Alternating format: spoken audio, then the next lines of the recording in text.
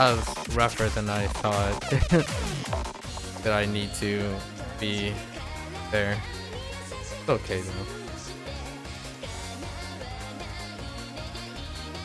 though. In terms of like future plans, right? There are quite a lot of things set in stone. At the end of December, we're gonna conclude this. Take a week, and I may or may not come back with something OS related. I might actually take a month and a half ish before coming back. In the January, there are 2 specific games that I've already curated that are outstanding examples of things from the indie field. I think the 2 games I have finally settled on is Diver Dave and Dredge. And both of them collaborated before from 2 first-time indie devs. They're both one-time breakout hits, like first breakout hits. And then at the end of January is Like a Dragon 8 Infinite Wealth, which is my main legacy that I spent all of 2023 building. So that will occupy all the way from January to like mid-February, because Like a Dragon Infinite Wealth is about, I would say it's probably going to take me 300 to 400 hours. So that's going to be a while.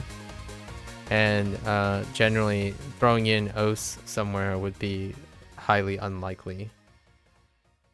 Then afterwards, possibly. OS might be thrown in with what I'm starting in February, which are my evaluation and application of using the app Duolingo to learn Mandarin and Japanese simultaneously by integrating my an approach to it, and then just evaluating Duolingo in general.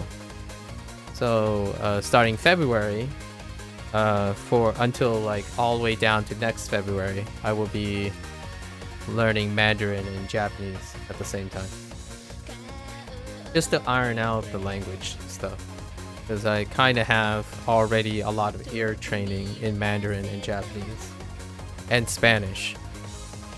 If Mandarin and Japanese goes well by the 6-month period, I'll probably add Spanish as well. Those are the languages that I am very exposed to very frequently. However, I haven't formally done anything that deals with applying things. And the goal is to evaluate Duolingo, because Duolingo has a high influence reach. See what I would use to supplement Duolingo, offer some constructive criticisms, and then apply a lot of the skills that I use to learn things to those language models. Yeah. So there's a lot of things already set in stone. There's no guarantee that OS will be returning for January or February for a while.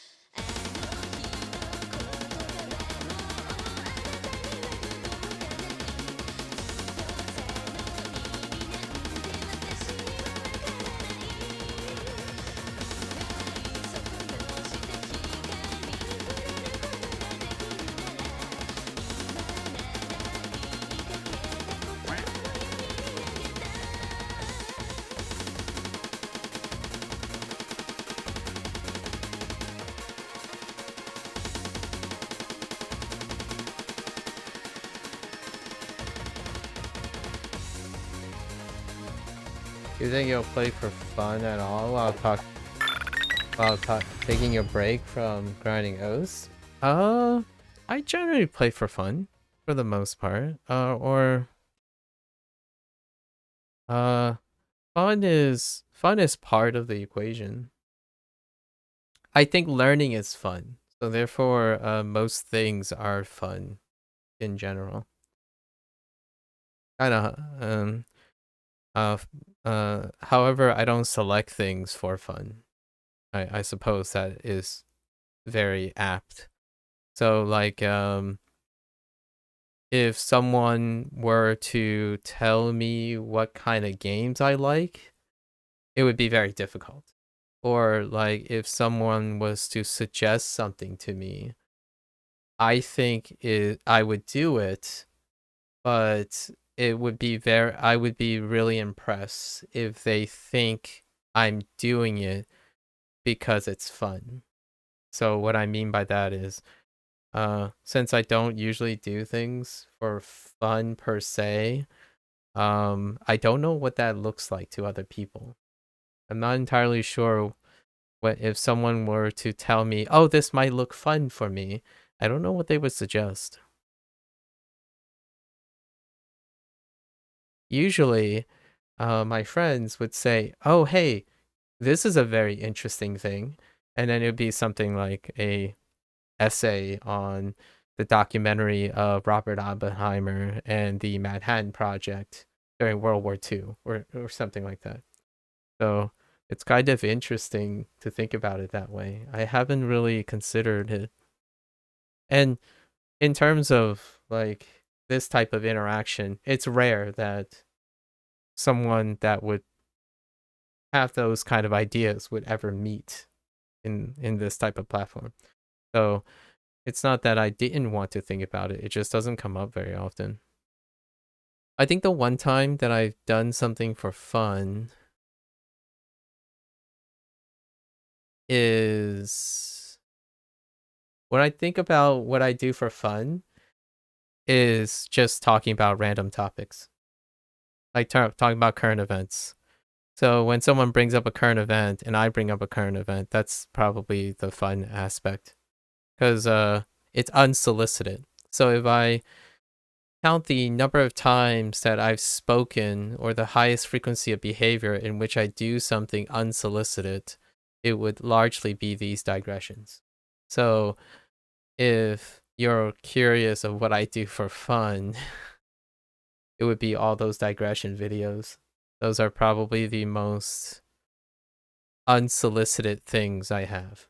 Everything else comes with a purpose. And the purpose is to acquire new knowledge and new experiences that makes me appropriate for the brand that I'm trying to do. So when I select like Dave the Diver, and Dredge, I have a lot of specific ideas and experiences and reach in mind. And then the reason why I pick Like a Dragon, Infinite Wealth is prioritizing a lot of things that deal with being a content creator and all of that stuff before the word fun comes into play. Well, I meant like for fun playing, as in playing without the goal of learning, just playing the game as an average player. I do that. That is the learning process. So like they're indistinguishable from each other. So if you watch any of my playthroughs, that's how I have fun, right? If you're talking about just playing without like commentary and just playing for the sake of reacting, yeah, I haven't done anything like that in a very long while. I don't think I will anytime soon, unless there's some curiosity in it, right? Like the greatest example that would be closest to having fun is reacting. So a react player. So when it comes to the average player, like the statistical paradigm for content creation is the react player. Someone who like, like what the heck, like the very emotionally in the present moment. And like less talking, more like flailing around and stuff. I don't think that uh I haven't done anything like that. I think the closest thing is Subnautica, but even then, I hear myself already dissecting Subnautica. The closest thing I can probably say is if someone dragged me to a theme park and do an IRL stream or an IRL capture, that's probably the closest thing to having the goal of having fun, but having no idea what to say and no idea what to process. So the if I were to have fun, it has to be something that I'm completely overwhelmed emotionally. And when I'm completely overwhelmed emotionally, then I have no time or resources to think about what I'm learning. And only afterwards can I actually process what I'm learning, right? So that's when you do the whole learning in retrospect kind of thing. And there are some games that kind of make me feel that way. Not a lot though. I think to answer your question in a nutshell, it would have to be a game that absolutely emotionally compromises me. And the closest thing I could probably get to as of recent was Spiritfarer. That was a while ago, but it was maybe the fourth game I recorded. Spiritfarer is a game that is an emotional trip. It plays just like any other game where you just micromanage interactions and econ and sell around. But there was very few words to say about it a lot of times because it makes you want to cry and it makes you want to smile and all that stuff. And that's where that fun comes in.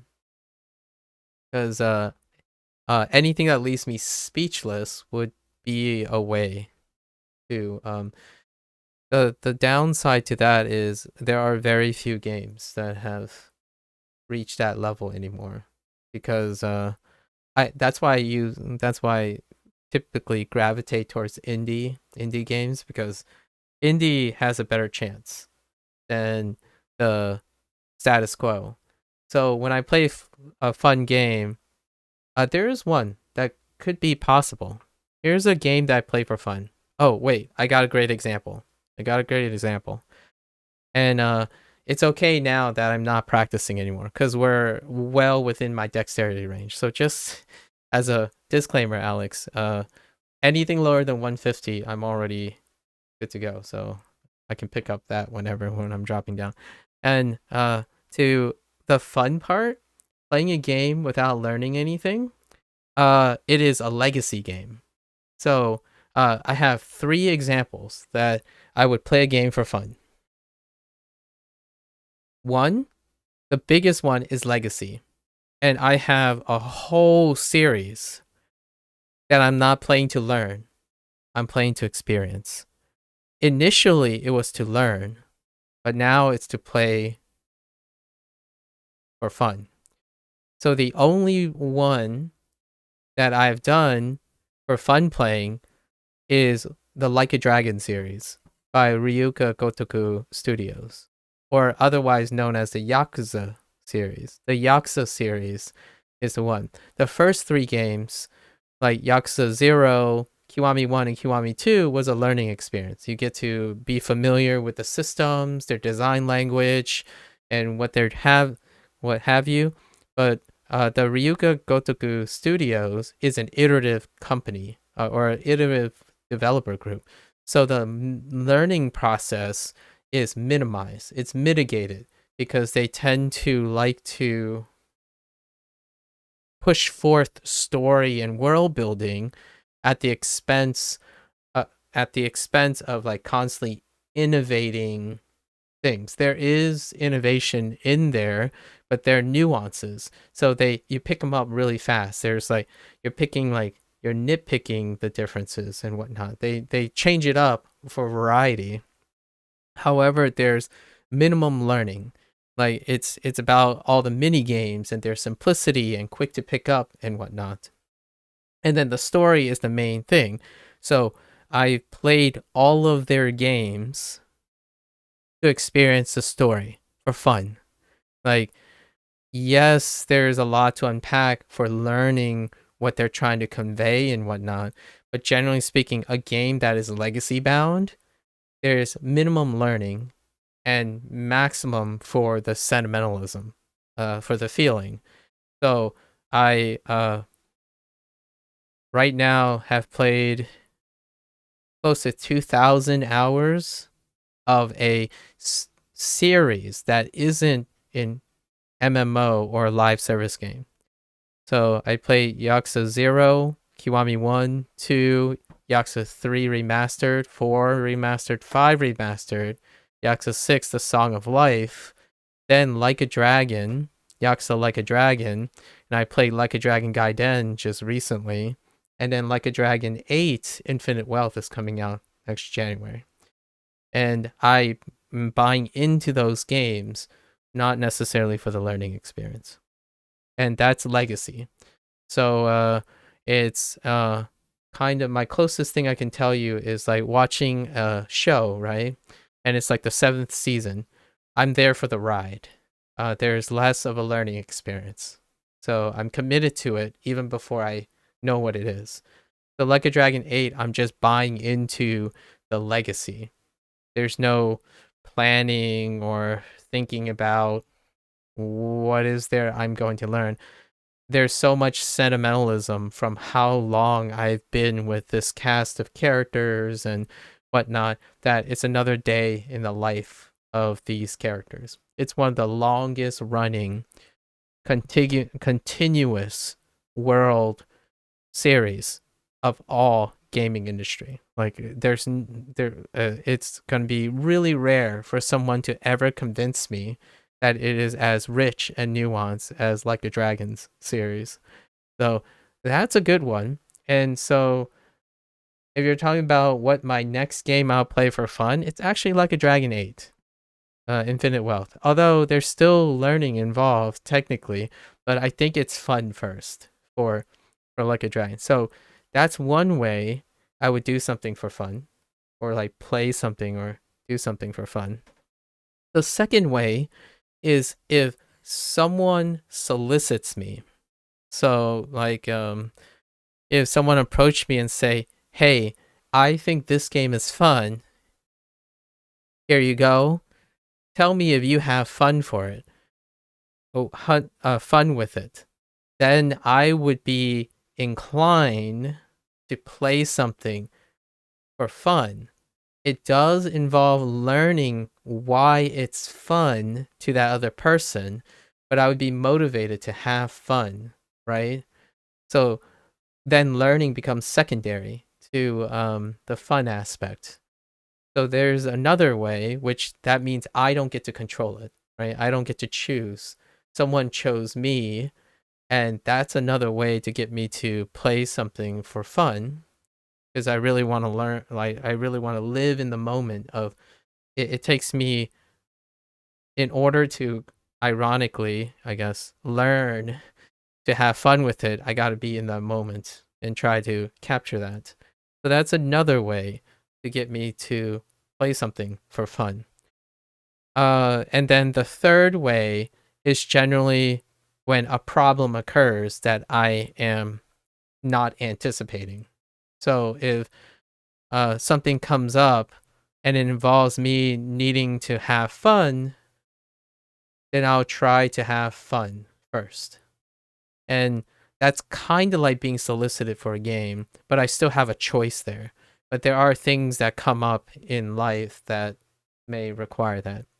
Generally speaking, in the end, though, there's some learning process involved. If I'm playing for fun, most the telltale sign that I've done it for fun and for the ride and the reaction is that I'm not learning and trying to consolidate in the moment, and I wait to the end, like after the experience is over, then I can recollect my thoughts and whatnot. And it's been a while since I've done that.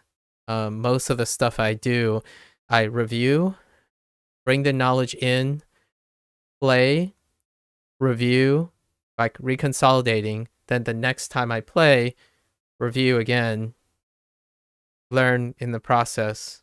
And yeah, so pretty much the last, I would say 6,000, 7,000 hours, it is very difficult to give anyone the impression that I'm not thinking about something other than enjoying it. And that's a curious thought. I don't know what that looks like anymore. I think it's been so long. I don't know what that actually looks like. I know with video games. Yeah, with video games. Yeah, no worries. No worries, Alex. I'm curious. Uh, Keep this in mind. I'm actually curious how you distinguish between someone learning and someone having fun for next time. For next time, I'm actually really curious how you can tell if someone's having fun or learning, because I would love to know what people think when they see me play a game or hear me play a game. I like to think most of the time it's just me droning on and talking about things that might not have come to mind while experiencing it. All right. Thanks for hanging out, Alex. As always, please, please do feel free to share and lead a conversation. It could be something you read online or something, like, kind of fun. There's much to be learned.